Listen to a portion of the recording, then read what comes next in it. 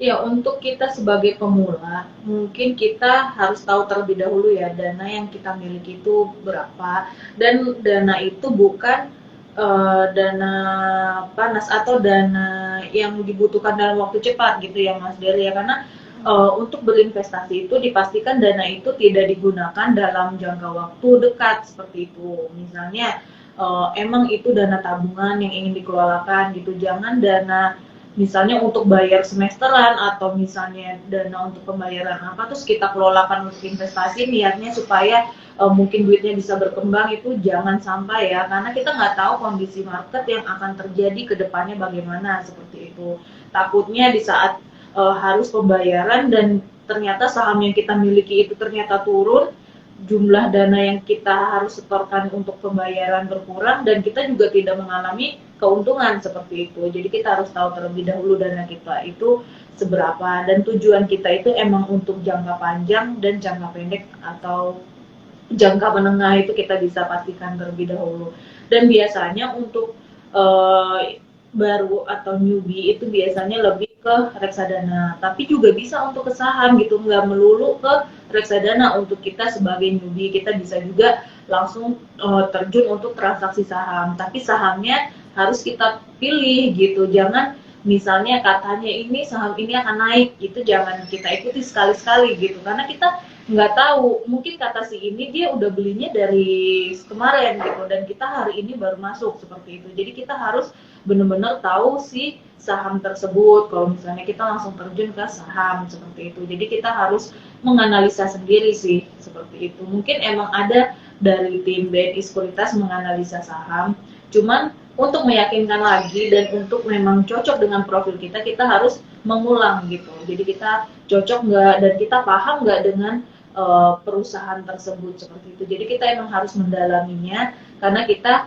baru gitu ya Mas Dery ya. Kalau misalnya kita baru dan coba-coba dan ikut-ikutan, nah nanti saat kita buntung kita berkuar-kuar dong pasti, investasi di sini tuh nggak gini-gini seperti itu.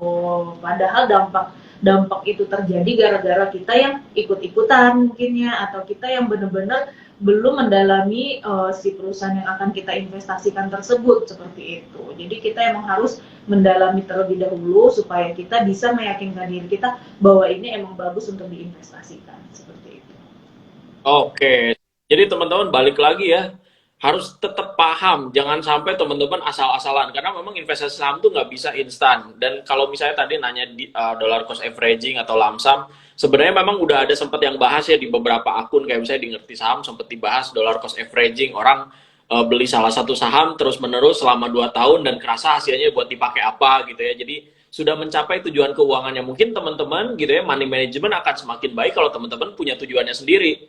Nah, teman-teman makanya tadi bisa disesuaikan kata Mbak Maika gitu, mana yang jangka panjang, mana yang jangka menengah, mana yang jangka pendek. Nah, itu disesuaikan dengan instrumen serta saham apa yang cocok buat teman-teman. Dan begitu pun cocok ini namanya cocok ya, misalnya buat Mbak Maika cocok, tapi buat saya nggak cocok gitu ya, karena memang ini sangat pribadi ya sifatnya, jadi jawaban ini tidak bisa mungkin diaplikasikan oleh satu orang, makanya kita akan jawab normatif saja, karena memang tidak bisa langsung gitu, kita tidak tahu case-nya seperti apa, tapi yang jelas teman-teman punya tujuan keuangan yang baik gitu ya, punya pendapatannya juga gitu ya. Yang kedua ya sehat cara ngatur keuangannya. Nah setelah itu teman-teman jangan sampai kalau misalnya belum yakin jangan sampai masukin semua gitu. Punya duit misalnya 20 juta masukin semua. Lebih baik kalau misalnya masih belajar pelan-pelan dulu aja. Karena memang sekarang buka untuk apa namanya di Beyond itu kan gampang ya, untuk misalnya beli reksadana, beli saham itu udah relatif cukup sederhana gitu ya. Oke. Ini lumayan pertanyaannya udah lumayan mulai mendekati apa ya, mulai mendekati pusing gitu ya. Tapi teman-teman semoga ini juga bisa memberikan manfaat juga buat teman-teman. Kita akan coba cari pertanyaan lain. Siapa tahu ini ada pertanyaan yang juga masih berkaitan dengan pertanyaan tadi gitu ya. Kita cek dari teman-teman gitu ya, siapa yang sudah bertanya gitu ya. Ternyata, nah ini mungkin bagus ya. Nah tadi ini masih berkaitan sepertinya. Ini pertanyaan keempat ya. Dari Widianto Feb, Widianto underscore Feb. Mau nanya, Kak, apakah ada tips untuk mulai berinvestasi saham bagi yang baru berlari dari reksadana? Oh, udah kena reksadana nih. Kalau misalnya ada tipsnya nggak gitu ya, kalau misalnya udah mau mulai masuk ke saham?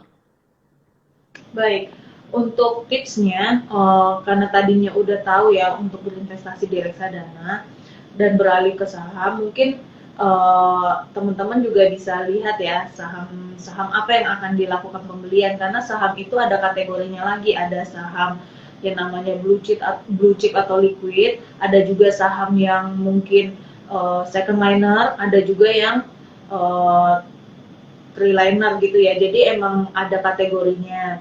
Dan untuk dananya juga harus dipastikan, jangan karena misalnya pengen mendapatkan jumlah lot ya, dalam saham itu kan kita satuannya lot ya. Jangan mentang-mentang saya pengen punya saham ini dengan jumlah yang banyak tapi dananya nggak cukup, jadi beli saham-saham yang mungkin yang murah seperti itu. Jangan seperti itu juga gitu. Jadi emang disesuaikan aja. Jadi bisa mungkin lebih dilihat bagaimana kita. Mungkin kalau misalnya kita tipe yang ingin trading atau jangka pendek, mungkin bisa lihat historical dari harga sahamnya. Biasanya untuk historical harga saham itu selalu berulang gitu kan. Jadi dia mungkin momen ini lagi pas untuk masuk, kita bisa masuk gitu. Jadi emang kalau untuk ke saham boleh, sangat dibolehkan untuk kita, karena kalau di reksadana kan yang memanajemenkan itu si manajer investasi gitu ya Mas Dery ya. Tapi kalau di saham kita yang memanajemenkan keuangan kita sendiri, itu mungkin lebih baik karena sesuai dengan keinginan kita. Tapi jangan sampai kebablasan seperti itu. Jangan sampai mungkin di saham itu mungkin dikurangi tingkat greedy-nya gitu, atau apa ya istilahnya, jangan terlalu nafsu akan suatu saham. Misalnya saham itu udah naik dan sudah mencapai batasnya, dan teman-teman sudah menargetkan harga segitu untuk melakukan penjualan saham, jangan teman-teman dia masih naik nanti aja deh, jangan seperti itu gitu ya. Karena apa, takutnya di saat kita baru ngomong begitu dan sahamnya turun, jadi teman-teman yang tadinya harusnya sudah untung malah jadi rugi seperti itu. Oke, sip. Jadi udah paham ya teman-teman. Jadi bagi yang udah pernah reksadana mungkin jadi jauh lebih murah ya buat teman-teman untuk apa namanya? Lebih murah dan mudah karena udah pernah mengalami gitu ya. Oh, investasinya seperti ini. Nah, ini mungkin ada hubungannya juga. Ini pertanyaan dari kolom komen nih, dari Perwiro Budi. Dari Perwiro Budi ini tanya kenapa di akun BNI Securities yang akun yang syariah kita nggak bisa pesan saham IPO? Kenapa coba? Ya, baik.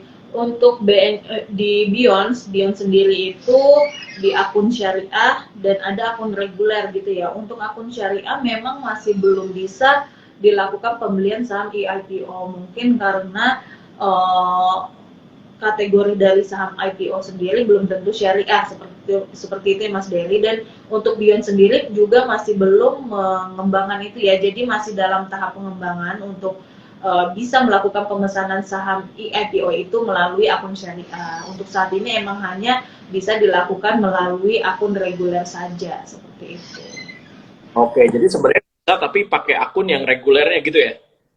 Betul, seperti itu. Oke, nah ini mungkin biar perang civil war nih. Ida Rohyan underscore Rohyani. Wah, untuk memaksimalkan profit lebih baik trading atau investasi Kak. Jadi karena memang ini kan sesuatu yang berbeda pasti ya antara trading kayak gimana, investasi kayak gimana. Mana yang bisa memaksimalkan profit. Bagi seorang investor apalagi jangka panjang udah mau fundamentalis gitu ya. Wah, ini udah pasti wah, pokoknya pejuang banget gitu ya. Nggak ada itu jangka pendek gitu ya, nggak ada itu trading. Bagi yang seneng trading, wah jangka panjang bagi saya misalnya 1 hari aja udah jangka panjang gitu ya. Saya beli sekarang, besok juga udah dijual gitu ya. Seringnya malah saya BPJS beli pagi jual sore gitu ya. Nah ini biar biar terjadi civil war nih. Kira-kira menurut Mbak Maika sendiri gitu. Ini jawaban yang bijak seperti apa nih untuk jawab kayak gini? Sebenarnya sulit ya, karena kita nggak tahu nih tipikal dari teman-teman semua itu emang yang pengennya take profit cepat atau emang yang berinvestasi. Tapi lebih baiknya keduanya. Jadi dalam satu portfolio itu dijadikan jadi ada saham yang bisa diinvestasikan dan ada juga saham yang dibuat di trading kan seperti itu. Jadi misalnya dana kita 100%, 70% kita gunakan untuk saham-saham yang bisa jangka panjang seperti itu ya. Jadi untuk meminimalisir dari resiko kerugian seperti itu. Jadi kita misalnya sudah melakukan pembelian saham yang seperti consumer Unilever atau Indofood atau yang lainnya seperti itu, atau perbankan seperti Bank Syariah Indonesia seperti itu ya. Kita sudah beli, itu kita sudah tahu perusahaannya bagaimana, kita sudah tahu kinerjanya bagaimana, dan itu kalau misalnya di hold untuk jangka panjang itu sangat aman gitu, karena untuk konsumer seperti Unilever sendiri, kita keseharian kita menggunakan produknya loh gitu. Jadi kita saat mandi, saat nyuci, saat apa masih menggunakan produknya. Dan kayak Indofood kita selama orang Indonesia masih makan mie seperti itu ya, jadi kita yakin dong untuk perusahaan tersebut masih prospek kedepannya masih baik seperti itu. Nah, yang untuk trader atau yang trading itu bisa milih saham-saham yang sedang berkembang seperti itu, saham-saham yang emang pergerakannya sangat cepat seperti itu. Yang jadi untuk saham yang liquidnya bisa untuk jangka panjang, saham yang berkembangnya bisa untuk jangka pendek. Jadi 30%-nya bisa dibelikan saham-saham yang buat trader. Jadi seenggaknya kalau saham yang kita tradingkan itu turun, masih bisa tercover oleh saham yang liquid seperti itu sih, Mas Dery. Jadi Eka akhirnya mendamaikan dua polaritas yang berbeda ya, antara yang seneng trading sama yang investor jangka panjang. Kalau saya, kurang dari 1 tahun itu bukan investasi, misalnya kayak begitu kan, ada orang yang kayak gitu kan. Pokoknya saya kalau gitu ya, perusahaannya ini harus udah berdiri lama. Saya investasinya juga 3 tahun sampai 5 tahun baru saya kerasa gitu ya. Saya melakukan dollar cost averaging gitu. Saya punya budget 1 juta, saya beliin itu saham terus-terusan gitu. Saya rasain dividennya aja gitu ya. Sampai nanti saya jual gitu pas saya misalnya udah butuh. Nah, ternyata ini nih enaknya Mbak Ida nih, saya kasih tahu nih, Mbak Maika ngasih tahu kalau misalnya ternyata itu bisa dilakukan di combine. Misalnya Mbak Ida nih gitu ya, Mbak Ida misalnya punya target jangka panjang. Nah, ini punya tujuannya dulu kan, punya tujuan keuangannya dulu, ini paling pas gitu. Tujuan keuangannya apa? Misalnya 5 tahun yang akan datang saya mau umroh atau misalnya mau haji. Nah, itu teman-teman diinvestasikan dari sekarang gitu ya. Simpan dari sekarang, atau buat nikah gitu. Saya nikahnya juga masih lama, orang masih tuna asmara. Nggak apa-apa tuh. Ditaruh dulu aja gitu ya, 5 tahun yang akan datang baru dijual gitu. Tetapi teman-teman, yang namanya pasar modal tuh dinamis, sayang untuk dilewatkan. Nah, ini kata Mbak Maika, selalu ada kesempatan atau celah-celah untuk mendapatkan cuan juga gitu. Kadang-kadang kan kita tahu gitu ya, 2 hari dia minus gitu ya, minus 2%, minus 3% gitu ya. Ternyata gitu ya, besoknya gitu ya, itu udah kerasa naiknya luar biasa. Ini satu saham ada gitu ya, ada kabar apa, ada katalis apa, dia ikutan turun, padahal perusahaannya nggak kena sama sekali gitu. Sama kayak ini pertanyaan dari alexrahman.rn. Ini nanya lewat kolom chat gitu ya. Assalamualaikum Min, selamat pagi. Izin bertanya, di tengah ramainya inflasi AS yang naik dan disusul suku bunga The Fed naik, yang kabarnya juga BI 7 days repo rate kita mau dinaikkan karena inflasi sudah mulai naik. Bagaimana strategi investasi yang cocok menghadapi hal itu? Sektor apa yang cocok juga gitu ya untuk bisa kita hold di tengah naiknya inflasi dan suku bunga. Walaupun kemarin BI suku bunganya sebenarnya tetap gitu ya, tetapi giro wajib minimumnya naik. Ini ada indikasi mungkin ke depannya apakah akan dinaikkan atau enggak. Nah, kira-kira kalau misalnya suku bunganya naik gitu ya, ini kan suku bunga The Fed nih. Kalau misalnya suku bunga kita ikutan naik, kira-kira strategi kita harus disesuaikan seperti apa? Mungkin Mbak Maika bisa ngasih tips-tips sederhana buat teman-teman, terutama buat Mas Alex Rahman. Baik, jika seumpamanya suku bunga kita naik, mungkin kita lebih melihat sektor, tadi ditanya sektor apa ya?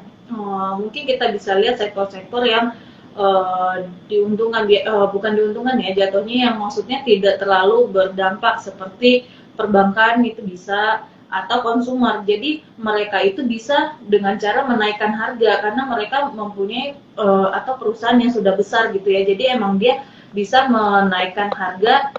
Misalnya konsumer bisa menaikkan harga pangannya atau harga dari produknya seperti itu. Jadi kita bisa melirik ke sektor konsumer dan perbankan, itu kalau dari saya. Karena apa? Karena emang dari jenis perusahaannya sudah termasuk perusahaan yang besar, dan juga mereka jika menaikkan harga, kita tetap membeli produknya, dan kita tetap misalnya melakukan investasi di perbankan tersebut seperti itu, Mas Dery.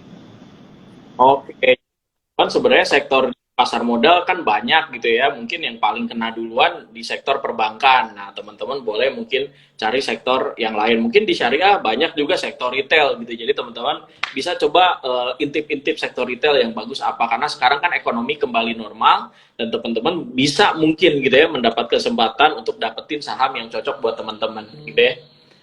Nah, ini juga ini ada pertanyaan unik nih. Darangdan 89, Darangdan 89. Ini pertanyaannya unik karena ini sebenarnya adalah bisa jadi mitos atau misalnya sesuatu yang sudah dikenal di pasar modal. Apakah momen sell in May and go away justru dijadikan kesempatan beli saham dan reksadana saham gitu ya kan? Di bulan Mei ini biasanya orang-orang kepercayaannya di bulan Mei itu pada jual gitu ya. Mungkin bulan depannya beli lagi gitu ya. Nah, memang dalam 10 tahun terakhir di bulan Mei memang IHSG itu mengalami penurunan. Jadi di setiap kita udah punya statistik selama 10 tahun terakhir di bulan rata-rata di bulan Mei IHSG itu selalu negatif gitu ya. Apakah ini bukan sekedar mitos dan kalau misalnya iya mitos, apakah ini waktu yang tepat buat beli saham atau reksadana? Silakan Mbak Maika. Iya, untuk itu mungkin kita kan bisa melihat secara teknikal ya Mas Dery ya, kita bisa tarik IHSG kita dari beberapa tahun ke belakang emang setiap momentumnya ya, momentum di bulan Mei itu seperti itu. Mungkin bisa aja berdampak dari akan rilisnya laporan keuangan itu bisa saja terjadi. Jadi momentum untuk pembelian saham itu bisa kapan aja sebenarnya tergantung saham yang akan kita lakukan pembelian. Dan emang kalau misalnya lagi koreksi dalam dan saham kita juga ikutan koreksi dan emang kedepannya bakal rebound, itu mungkin saja bisa kita lakukan pembelian saham. Jika saham yang kita lihat itu misalnya tidak menunjukkan rebound dari segi teknikal ya, jadi mungkin dia turun terus, jadi kita jangan masuk terlebih dahulu gitu. Jadi kita harus confirm terlebih dahulu bagaimana saham tersebut gitu. Kalau nggak confirm kita masuk, nanti pas kita masuk dia akan berlanjut turunnya bagaimana seperti itu. Jadi kita harus lihat juga sih momentum bulan Mei ini bagaimana terhadap dampak saham yang akan kita lakukan pembelian, karena tidak seluruh saham yang mengalami penurunan terus langsung cepat reboundnya ya Mas Dery ya. Ada beberapa saham yang sekalinya turun ya udah turun terus sampai kita nggak tahu kapan gitu dia akan mulai rebound kembali seperti itu. Oke. Mungkin teman-teman juga ngecek juga ya kira-kira dari profil sahamnya apakah dia blue chip, apakah misalnya second liner atau third liner gitu. Tadi Mbak Maika juga sebenarnya sudah sempat jawab ya. Tinggal teman-teman sesuaikan aja dengan profil risiko teman-teman tadi gitu ya. Kalau misalnya teman-teman mau melakukan pembelian karena ya itu tadi yang namanya kita nggak bisa memastikan gitu ya apakah perusahaan ini akan rebound cepat atau akan mengalami naik terus, apakah misalnya teman-teman beli harganya malah turun. Nah, biar nggak galau kayak gitu teman-teman pastikan sebelum beli tuh firm, oh kenapa saya beli perusahaan ini,